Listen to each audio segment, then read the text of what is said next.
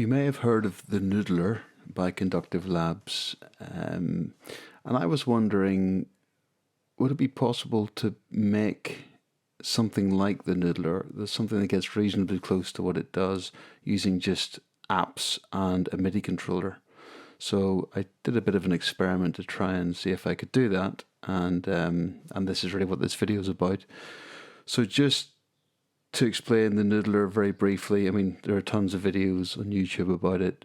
You can read quite a lot about it on the internet, including on Conductive Labs' own website. But it's basically a very clever little box that has...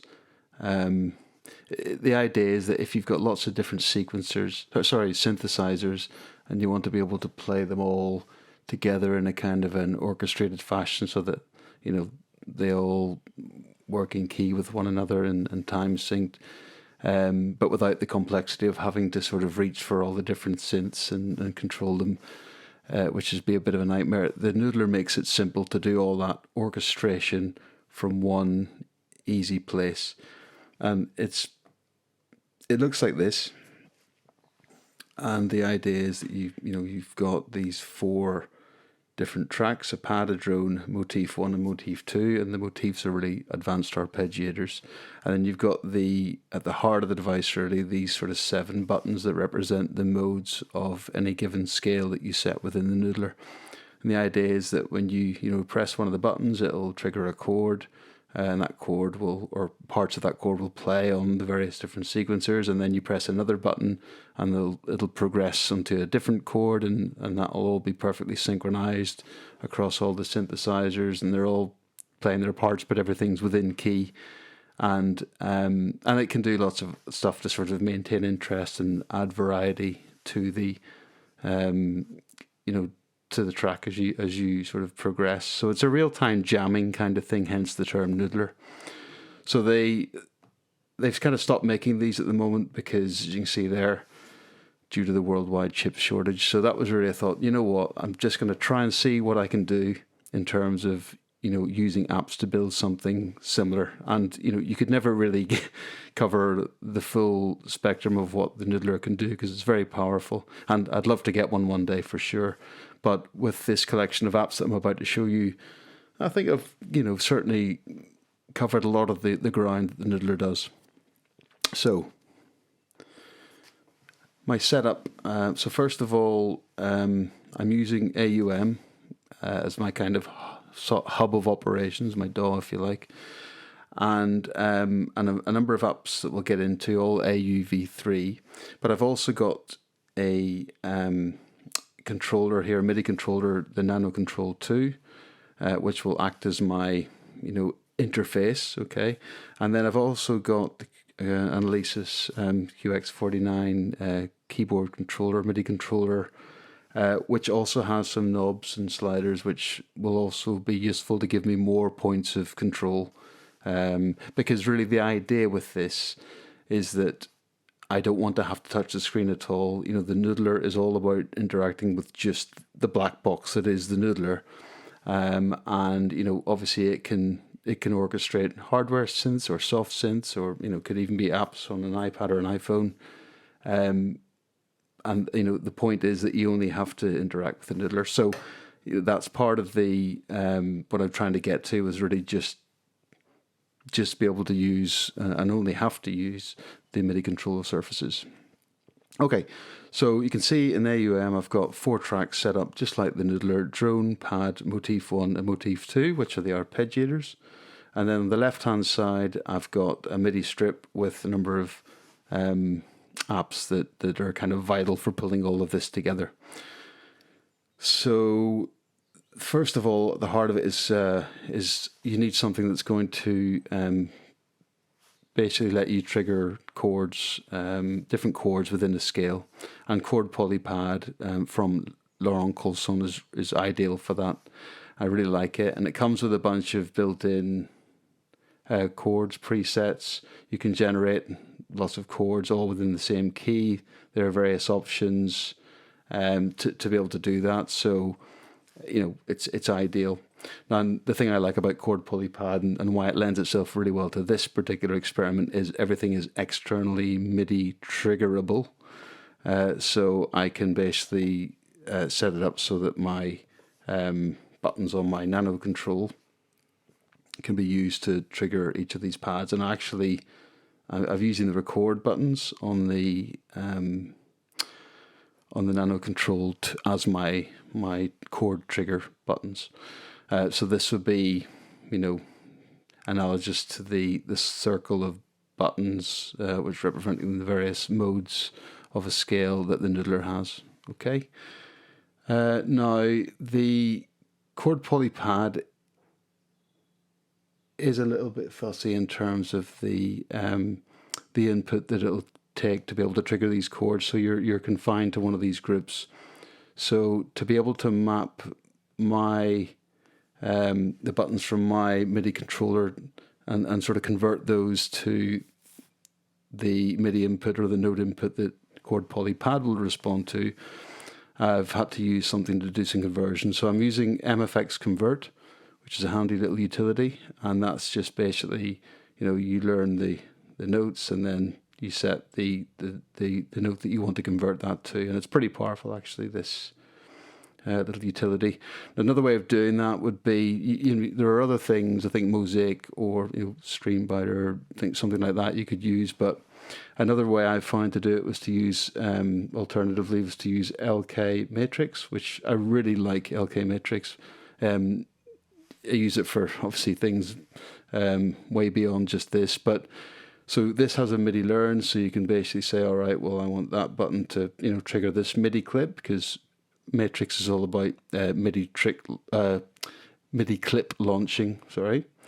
And then within your clip, you only need the one note that is the one that will, Chord Polypad will respond to. So you can set it up that way. So I'll just show you that both can work. So if I go in here, you can see that's triggering that chord, that's triggering the next chord, etc. And if I go and use Matrix, it's the same thing. So that's triggered there, that's triggered there. One of the other things actually is probably worth mentioning about Matrix is that you can, if you want the chord progression to make sure that happens at the top of a bar or maybe a half bar or a quarter bar, then you can use the trigger quantization to enforce that, which, can be handy. In this case, I'm just going to go for MFX Convert. So, okay, so my input for Chord Polypad is MFX Convert, as you just seen. And then what we want to do is we want to split the, so each of these chords consists of 4 notes, and we want to split those 4 notes out so that we can then send them to different tracks. And for this we use Polyphemus, which is another very handy little app.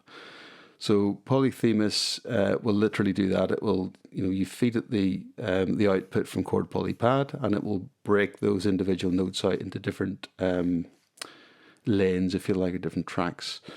And we use a keep lowest policy here because there are different voice allocation modes. And then, so just to show that that's a Chord Polypad that's feeding that. And then I'm just going to go over to the right. We'll go through the rest of these on the left in a second, but just going back over here. So we're actually going to feed the drone with the note number 1 from Polyphemus, which is the bass note. Okay. And we're going to feed the pad with the notes 2, 3, and 4, which are everything other than the bass note. Okay. So that's all good. And now we've got our 2 arpeggiators or motifs in the noodler nomenclature. And they, so to do the arpeggiation, you basically need an arpeggiator app of some description. So, there are a ton out there, some very good ones. Scalebud, Rosetta has a good ARP module. I think, Ophelia, interesting one. So there are loads of options out there. But I've used another one from Laurent Coulson, Step PolyArp, because it's really powerful, has a lot of options. And the other thing I like about it is it's externally MIDI controllable. So if we want to be able to change some of these parameters relating to the arpeggiation, if we want to change them on the fly during the session, then, from our MIDI surface controller, then we can actually do that. So so this motif here, or this arpeggiator, is being fed two of the two highest notes from the chord, which have been split out by polyphemus, and this one is being fed the notes 2 and 3. Okay, and you can see that these correspond to the different tracks over here. Okay, so now you may be wondering why we've got the MFX convert instance here and here. The reason for that is because that lets us map these knobs here on my Alesis controller to the notes that, or the CCs that Step PolyArp requires in order to be able to control things like the speed, gate, groove, and octaves. So you can see here I've already done the mappings and they're in place. You can see the speed there changing, for example, and the gate. So that's really useful if you want to be able to play with those during the session while you're making music.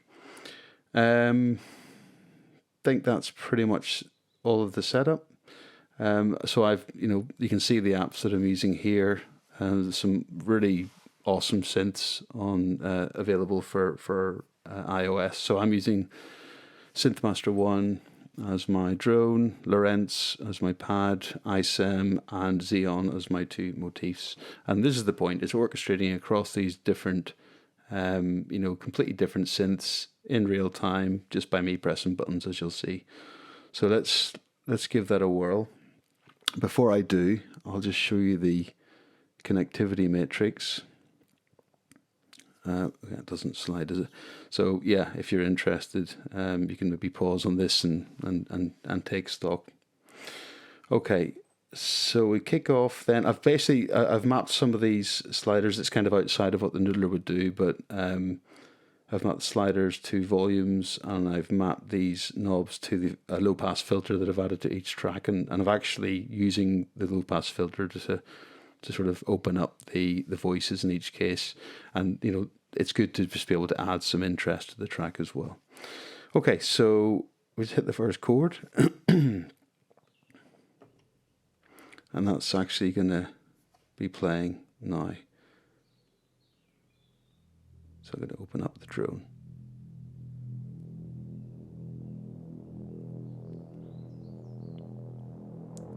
And let's maybe open up the first motif.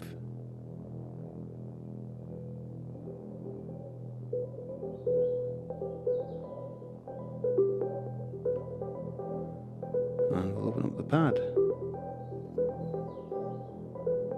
And let's start moving through the different chords.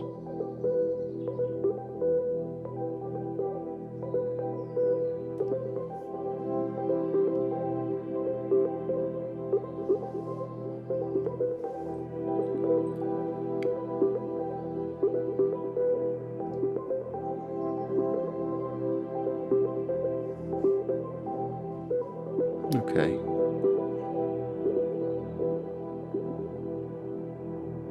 Push that arpeggiator to the background and open up the motif 2.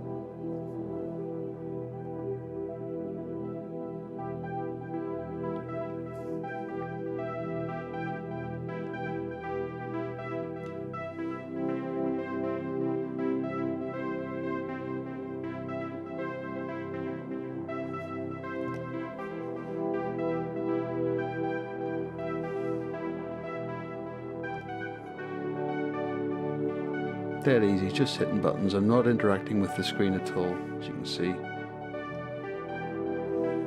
Okay, now we'll just open everything up and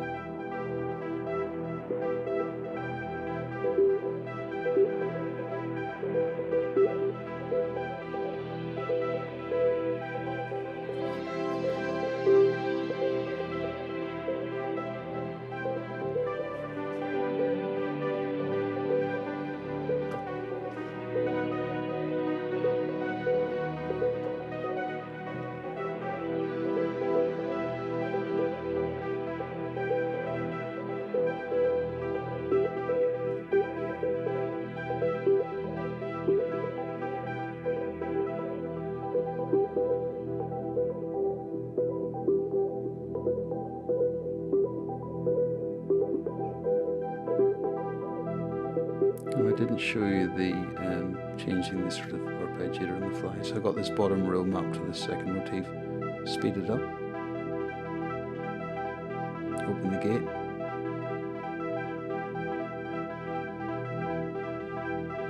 Close the gate. That's it. Dead easy.